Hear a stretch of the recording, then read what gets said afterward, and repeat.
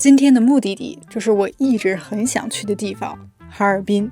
It's a 3-hour flight from Shijiazhuang to Harbin, and I had to wake up at 4 a.m. to catch our flight. I was surprisingly feeling energized, even though I only slept for 3 hours. I loved the Harbin airport because they had large rooms available for you to change into warmer clothes. I thought that was really thoughtful. But my first breath outside after landing was a bit of a shock. I knew it was going to be cold, but this was on another level.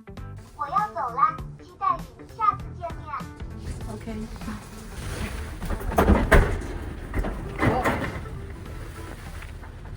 I finally made it to my hotel in Harbin, and let me show you guys around. First of all, when you walk in, you'll see that they give you disposable slippers. These are amazing to have in a hotel. All of this stuff that you're seeing is what the hotel gives for free. Yes, even the things in the mini fridge. It's absolutely amazing. But this can is actually very interesting itself because look at it, it's all decorated for Chinese New Year. So this hotel costs about 500 RMB, which is already on the little more pricey side of things. And if you translate that into dollars, it's about $70 per night, which is an incredible deal. Hotels in China are on the next level. Oh, and another thing I forgot to mention is they let us check in at 11 a.m.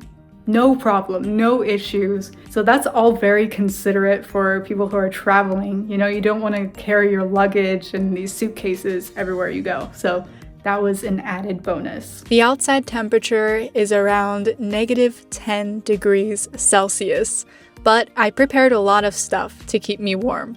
Just going out for some baozi required loads of layers.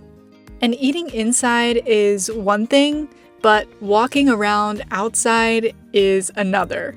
Our first stop is St. Sophia's Church, and at first glance, you can see the Russian influence on the architecture. But it's not just a great place for taking pictures. It's also a great place to listen to live music.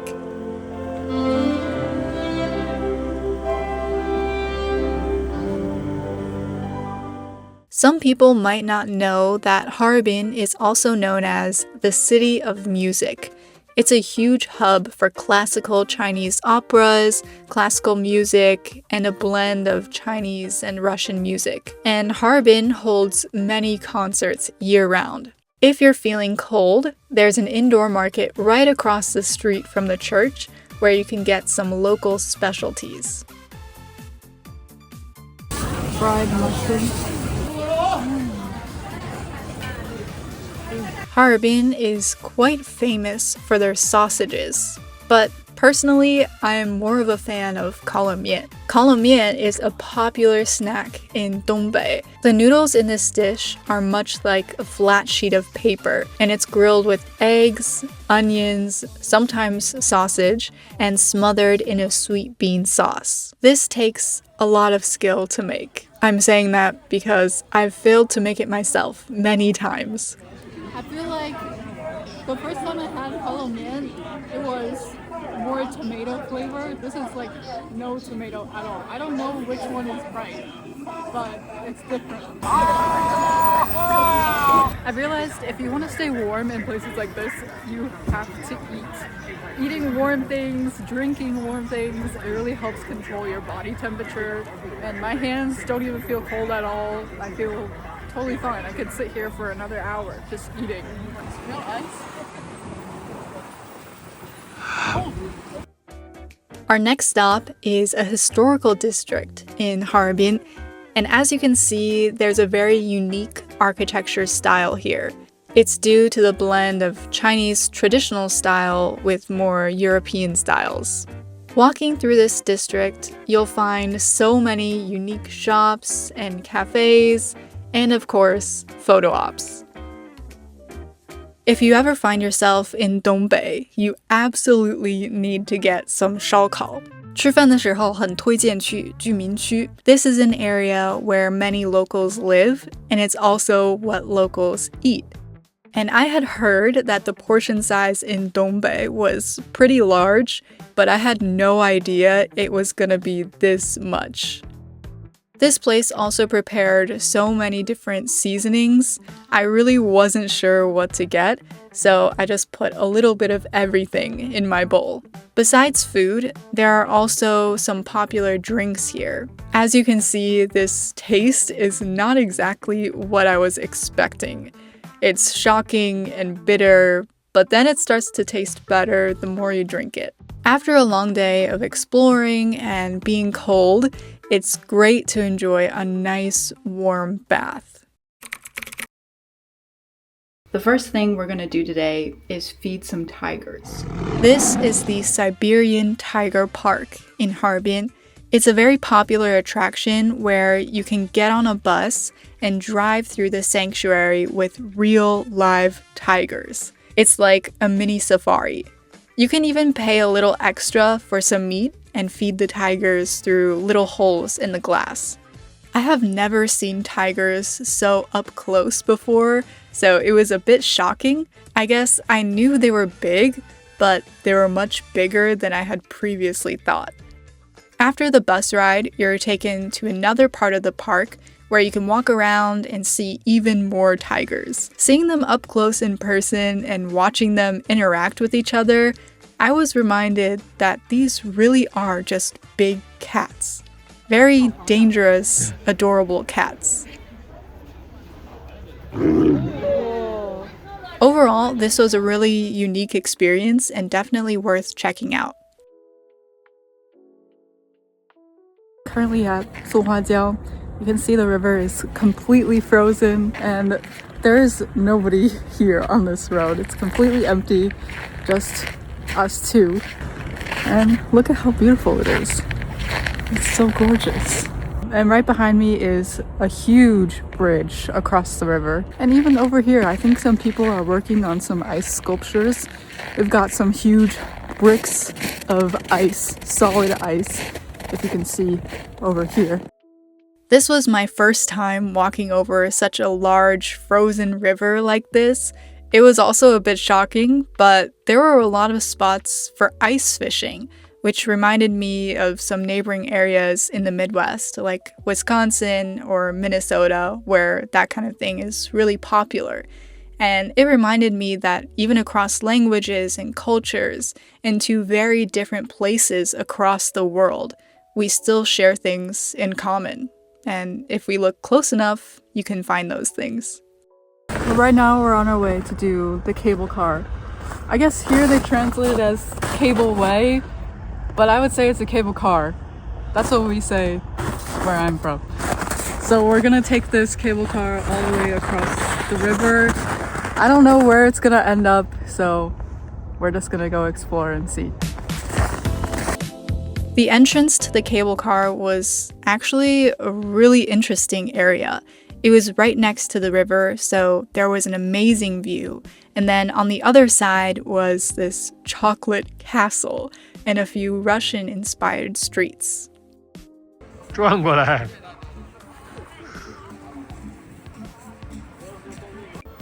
现在录视频呢。 If you're wondering what's inside the chocolate castle, well, let's go take a look. My first impression was that the interior design was very extravagant, but I don't know why I was expecting some kind of chocolate factory, like totally Willy Wonka style.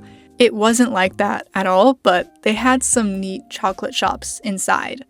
I was pretty shocked because while I was browsing the chocolate, some of the workers asked me if I spoke English, and then they used English to introduce their chocolate to me.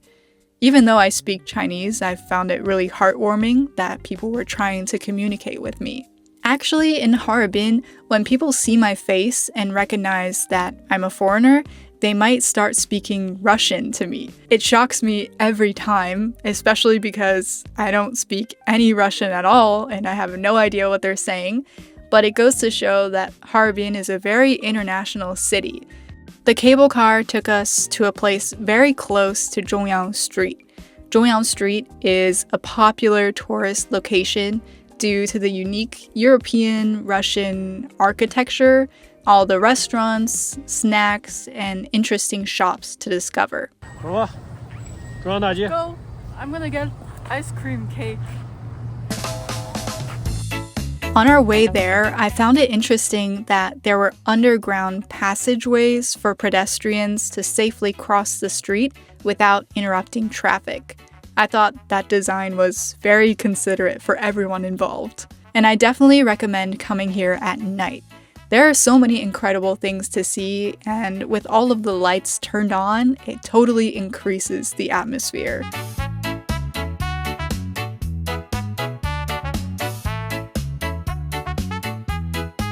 Sometimes you really can't plan for everything on a trip, because I really had no idea that there would be a chocolate factory on this street. I was drawn in by the huge chocolate statues in the window display. I loved the detail of the added snow on top. Plus, the inside smelled incredible. That's not chocolate. Going downstairs, they also had a bunch of little shops where you can buy so many different kinds of chocolate, and I also found the designs to be very interesting. This might sound crazy considering the freezing cold temperatures, but one of the most popular things to do on this street is get ice cream. The traditional choice is an ice cream bar, but there are some more trendy shops these days selling insanely huge ice cream cones. There are so many different flavors and options. I decided to go with sea salt and matcha flavor, which honestly paired really well together. Can I eat this? Oh, I think I can. Oh, you can. Very crispy. Is that cold though, by the way? What? Is that cold? Of course it's cold. Another interesting thing about this ice cream is that they didn't use this traditional or classic type of hard cone. Instead, the cone is made out of this soft, sweet bread. In other places, I don't think this would work because as the ice cream melts, the liquid would make the bread really soggy. But in Harbin, you don't have to worry about the ice cream melting. This is one of the only places in the world where you can eat ice cream as slowly as you want because it won't melt. We came into this mall just to warm up, and then I realized that they have such a huge Pop Mart here. So I'm gonna go and see what they have and maybe get some blind boxes to open. Despite the size of this mall, this was a super tiny Pop Mart, and it was so packed that I could barely move. The things that I wanted to get weren't in stock, and it was super overwhelming, so unfortunately I left without spending any money. I honestly still hadn't recovered from the cold, so I went to get some snacks nearby. There were so many options for different kinds of street food, but I had to go with my beloved kalamiet. Spending 2 days out in the cold has left me a bit exhausted, so I decided to go get a massage. So ridiculous. I mean, originally I wanted to do like the bathhouse kind of thing, but I feel a little bit uncomfortable, I guess, with that kind of thing. And then I wanted to do the private room, but I couldn't find a single place with an opening. So eventually we just chose this kind of massage place, but it's still pretty private. So they're gonna give us a massage.